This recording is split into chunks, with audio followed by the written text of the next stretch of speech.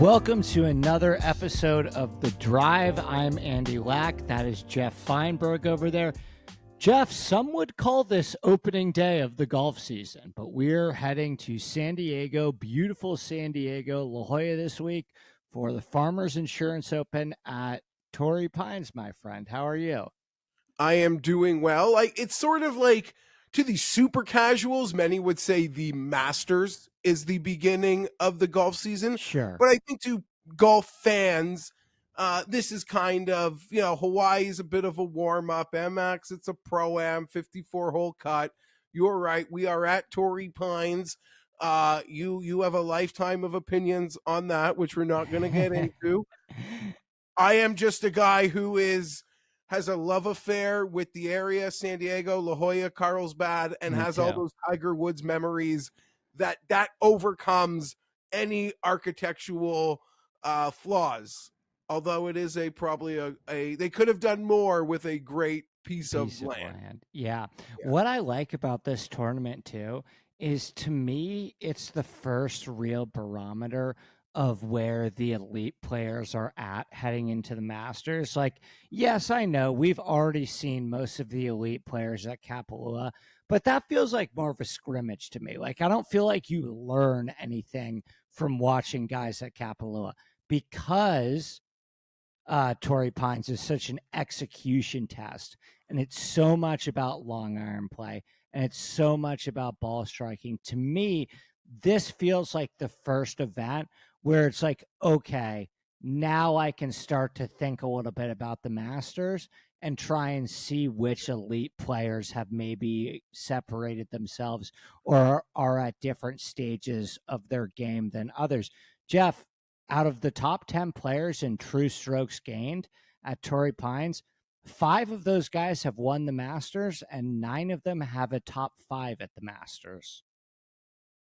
I guess that doesn't surprise me one bit. There's many things we could say, but to be brief, it's the first event that's not a birdie fest. Right. On a course that hosts major championships. I'm going to say this on every piece of content I do this week, so I don't care if people get annoyed or think it's repetitive. My first reaction to these enhanced elevated events is I'm upset, because this Torrey Pines field doesn't feel as strong as it should be. I agree. This is an event that should be disrespected. I don't know why guys like Victor aren't here. They should be here, and to name more. And I blame, I guess, Liv for that. So my first reaction to the landscape these elevated events create is I don't like it. I don't like what's happened to this field. This field doesn't feel as strong as it should be, despite Goliath being here. Hovland not being here after finishing runner-up in his last appearance here is very confusing to me. But I guess he's playing Pebble next week, which is interesting. No clue. Well, he won the U.S. Amateur at Pebble, so maybe that's why. And he finished top am at the 2019 U.S. Open. He hasn't at Pebble, played there before, though. So maybe, yeah, no, totally. So I mean, this is in terms of skill set, this is way more of a course that fits his game than Pebble. But speaking of the field, speaking of skill sets, let me give you the top of the board, and I guess we should probably start with the Rahm question, which is he is plus 450 in a field of, I believe, over 140 players. Is there even an argument for betting John Rahm at plus 450 this week? I mean, I couldn't think of one, and I am somebody who, like a lot of golf fans, have kind of been waiting for the volcano of wins to come. It's there. Yeah. To come for him. I've always sort of been willing to die on the hill that he is the best, and we'll see how the season goes. Geoff, I am with. It's a lot of early season hyperbole. I'm with you at this at the point. moment. What he's doing right now is I don't care. Insane. It's not at the point where I'm afraid of betting the golf tournament because he's there. Like, he's not. I don't think he's that good, but I have no interest. You could never make me make this bet at 450. So I will also say I'm disappointed in the odds board, Andy, in that I feel all they have done is take Rahm from 7 to 4 to 1, but I don't think we got a bump from anybody. I agree. Unless you were up at like 5 a.m. and caught, some of those early Morikawas, but that doesn't even interest me here anyway. I agree. So after Rahm, we have Tony Finau, Xander Schauffele, Colin Morikawa, Justin Thomas, Will Zalatoris, Sung Jae Im, Max Homa, Jason Day, Taylor Montgomery, Hideki Matsuyama. Those are the guys that are under 30, and then there's a bit of a drop off into the 40s. But I would suspect that you are betting one, if not two players in this range. So you do know me well enough to know that's probably where I'm going to bet, and I'm kind of sad that we lost that that 30 to 50 range. Doesn't really seem like it does exist. It's a top heavy field, Geoff. But okay, this is a major championship venue. Past history shows that the great players rise to the leaderboard here. And even when they don't win, they're all over the leaderboard. I've looked at the past 10 winners. I don't consider Luke List an outlier because I probably think he's better than 95% of other golf fans. And his skill set is perfect for Torrey Pines. He always had that poor man's version of what would win here with a spike putting week. Right. And he did it. And that didn't shock me, but I live in the Mayo orbit of Luke List is amazing. So I, am a truther in that regard. The only outlier I really see is Scott Stallings and Ben Crane. Everyone else on this list of past winners here is mad pedigree. From and laugh at Reed or Jason Day or Justin Rose and even Mark Leishman can be a big game hunter. So Geoff, even when Snedeker won here, that was when Snedeker was in the prime of his career. I went back and looked. Snedeker was 20-1 the week that he won Torrey Pines. Yeah. So he was a California maven at that time, and that was also the crazy weather week where he won on Sunday. Right. And guys hadn't even teed off on Monday. But we're not going deep into that vortex. It was a frustrating Monday for me and probably many other people all those years ago.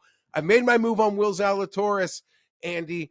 18-1. It can be as high as 19-1 on a Bet365 win only enhanced. He's a major championship player. At least we've seen it on the track record, how he peaks. We're at a major championship US Open venue where he lost in that playoff to Luke List last year. It's our first non-birdie fest of the year. So in many ways, it's hard to know what to make of Zalatoris' 11th at the Century. And I think in the low 40s or high 30s last week. All it means to me is he's healthy. That's all I need. I'm in on Will Zalatoris at 18. Strong leans to Sung Jae Im at 22-1. And I will point out for the viewer, it does seem like Max Homa was the one that took the biggest real tumble. He seems to be quite popular. I woke up, he was as high as 28. He is now down in that 20-1 range. So a lot of love for Homa, who wins in California, clearly. Yeah, which I totally get. And there is another huge correlation between, look at all the guys that have played well at Torrey Pines in the past. Like, a lot of them are West Coast guys or Pac-12 guys, right? Like, obviously Tiger Woods, he's a West Coast guy. Stanford, John Rahm, Pac-12 too. Phil's had a ton of success here. Xander's finally figured out this course. Like, even guys like Charlie Hoffman and Patrick Rogers have completely improved their baseline at a course like Torrey Pines. Because, Geoff, I don't know if you had the experience of playing on POA before? Yeah, a few times. Yeah, it's different, man.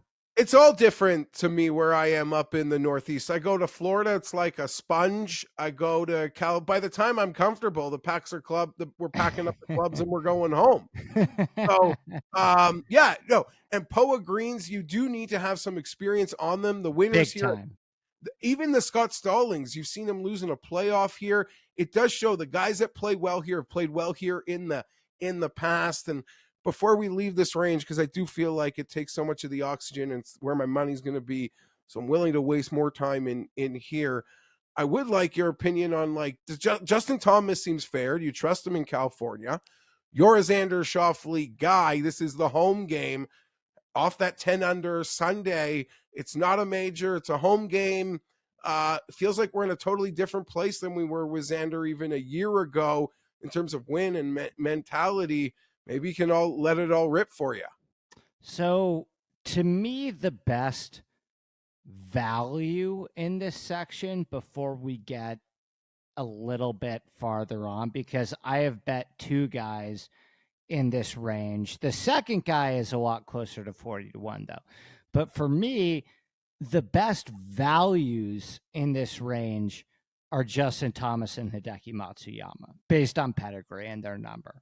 I think that JT at 16 is a better bet than Xander at 14, despite the success that Xander has found at Torrey Pines. So I haven't made a move yet, but at the very top, it would be JT for me at 16 to 1. And, this is a guy that his history at Torrey Pines is not John Rahm or Tony Finau or, even or Zalatoris, but it's like pretty sneaky good. He is big time due for a win, like big time due for a win.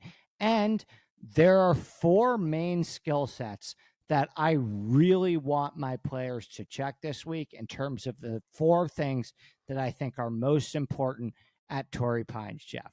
The four things that are most important at Torrey Pines are: can you hit the ball a long way off the tee?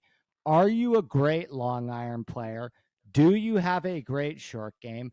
And do you have experience and a proven track record on POA? A lot of players check three of those boxes. Some of those players check two out of those boxes. A very select group of players check all four of those boxes. Justin Thomas is one of them. And another one is Hideki Matsuyama, who I thought at 35 to 1 was an absolute steal. And loading it up where I am on that OddsChecker grid, it's as high as 40 at PointsBet. I've already had an in-depth discussion on Hideki this morning, so I'm prepared for you. I said at Century when there were 50s, if this is going to be the Hideki, a sign of things to come for a Hideki line in strong field, I don't know what to make of this field strength, but in stronger fields, bigger events, then I might have a Hideki problem this year. And you are right, the 35s that seemingly are available are attractive. The negative, apparently the numbers show he has not had a strong week off the tee since in a bit. Last spring. It's a concern. It's a concern. You're willing to accept the seesaw of a Hideki putter when you bet him. That comes with the territory. You're not really ready for the seesaw of a Hideki driver, and it seems to be a tilted seesaw at the moment. Yeah. No, that is the biggest drawback with Hideki. I've noticed that too. He's lost strokes off the tee and I think close to like 8 starts in a row, but I still trust the iron play enough. His short game's incredibly underrated. And, Hideki's not a great putter anywhere, but he has had a lot more relative success on POA than he has on other surfaces. Let's talk about this next range, which is actually like a lot smaller than I would have expected. And again, that's due to the fact that this tournament is just pretty top heavy. But once we start getting into the 40s, Geoff, we're talking about guys like Siwoo Kim, Maverick McNeely, Sahith Theegala, Adam Hadwin, Cameron Davis, Justin Rose, Keegan Bradley. And then, you kind of blink and you're already at, Gary Woodland and Taylor Pendrith at 100 to 1. So it's not a huge range here, but I guess, there's only, 15, 16 players between 40 and 100. Do any of them have your interest? So a couple do, and as we kind of joke off, and Andy, I don't know, count the players in front of 60 to 1. That's how many seemingly can win this week. Right. And we'd almost be wasting time talking about guys above. I agree. That's just what the results have been saying. I'm still going to blow money on Detry and other guys. Don't worry. I promise you, people, everybody. Matt feels like an ideal course fit for me. There's 40 to 1. I don't know if I'll get there on the number, but it is tempting. You almost feel like maybe just eat the 5 points and bet Hideki instead off your strong case there, Andy. Yeah. And people might not believe it coming from me because, the internet jokes are just such low-hanging fruit. But Jason Day's at 25, 28 to 1.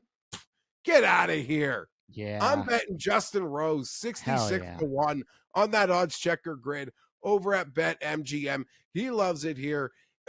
He's played well here seemingly throughout his entire career. No one loves the tune-up they can get in Carlsbad, in the little Gulf dungeon area manufacturing part of the world, more than Justin Rose. Gets a tune-up, comes here ready to go. I'm going to back Justin Rose at 66 to 1. I love it. He's on my short list as well. The only other guy that I have bet in this range, and then we'll spend a second on the long shots, but I can't quit Cameron Davis. And I think his value is now depressed to the point where, for me, the way that he models out statistically, like he is the only player in the top 10 of my model that is above 25 to 1. And again, like I'm at the point where this may be a Ponzi scheme, but I did a majors draft at the beginning of in December, I guess, before the PGA Tour season started. One of the guys that I had in my majors draft was a guy that does like a whole nother level of PGA Tour data. And what he does is he's not in the gambling community at all, but he works with PGA Tour pros to optimize their schedule. So he knows, and he is in that world. And he drafted Cam Davis in like the 4th round of a major draft without him even being in the freaking Masters. That's how high he is on Cam Davis long term. And you look a little bit deeper into the numbers, and it's all there, Geoff. He is the one guy for me above 35 to 1 with the decky that checks all 4 of those boxes. He's got a pretty good short game. He's actually had some success on POA. He's putted well here before. He's putted well at Pebble Beach. He bombs the ball off the tee, and he's one of the best long arm players in the world. So who knows, Geoff? He missed the cut by like 8 strokes at the Amex last week, but I just can't quit the guy. Anyone else you want to give mention to before we talk about a couple bombs? And when I say a couple bombs, this can even be like, who are we looking at as like a top 10 play? All I can say is I've bet Cam Davis 2 weeks in a row, and I'm not Yeah. mentally strong enough to hear your case and not try to go for the hat trick of 3 straight losing Cam Davis weeks to start my PGA Tour 2023 season. And I'm not involved in any level of research that your buddy is speaking about. In the deep pool here, Andy, I can't resist looking at the odds checker grid, the 120 to 1 being offered on FanDuel for my guy Thomas Detry, my European now. The guy just contends. He'll lose it on Sunday, but I can't resist that. I mean, he's got the Montgomery player profile. I mean, he's not as good of a putter, clearly, but getting 100 more points. I gotta take that. And like a lot of people, liking the early steam on Kurt Kitayama, how that could line up this week.